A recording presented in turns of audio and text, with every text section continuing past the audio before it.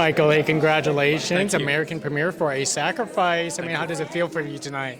Amazing. Yeah, these films are always a labor of love, and this one was a particular labor of love. We started it before the pandemic, developing it, and things changed as they did for everybody, and the story evolved and the elements involved. But no, we're thrilled to bring it to audiences here in the States and around the world. Now, tell us, I overheard you actually started the idea that was going to be based in Japan, but it ended up in Germany. I mean, how did that actually happen? So the book that this film was inspired by was a book I had read years ago, and it's actually called Tokyo by Nicholas Hogg. And the book is about, there are certain aspects of the book that are in this film today, the spirit of it is there, but we looked at the similarities between cults in the East and cults in the West, and we found the two countries that actually had a lot of the same ethos for groupthink and collectivism was Japan and then Germany.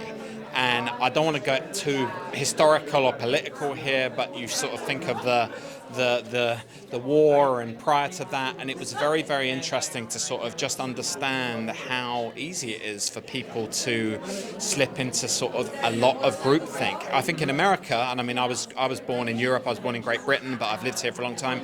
We love our individualism, right? We love being free. We love always sort of saying, oh, I'm going to do this, I'm going to do that.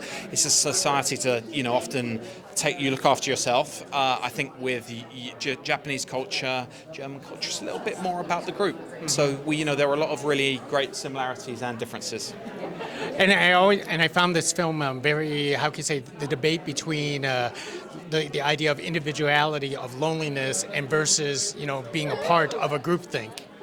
Correct. I think we always, Jordan, Scott, and I, and she's standing right here. Hi.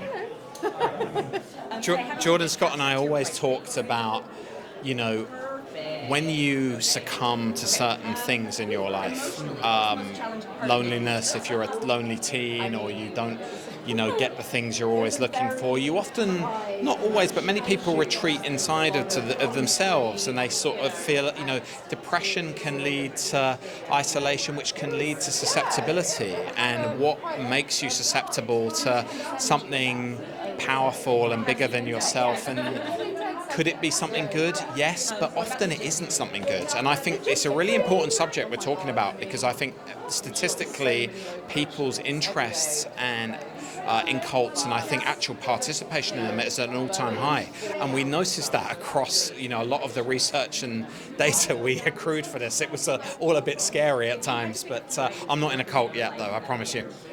But then let me leave you with this thought. If you did have to join a cult, what kind of cult would it be? If I did have to join a cult, it would probably be like, I love, outside of film, like I absolutely love my football, your soccer. So it would probably be some crazy fan cult of like Euros and World Cups and my team West Ham, and just sort of probably actually kind of a geeky thing with no violence. It would be all about supporting and passion and getting on with people. Yeah, 100%. No burning stuff down. You think that until the sequel for A Sacrifice comes up. Totally. He says with like a fire in the background. That's right. Exactly. Running away from a burnt building. Yeah. No. I think I would be, I'd want it to be green tea, yoga, a bit of football. Yeah, 100%. Yeah. Well said. Thank you very much. Thank you. Thanks so much. Nice to meet you. Nice to meet you. Thank you.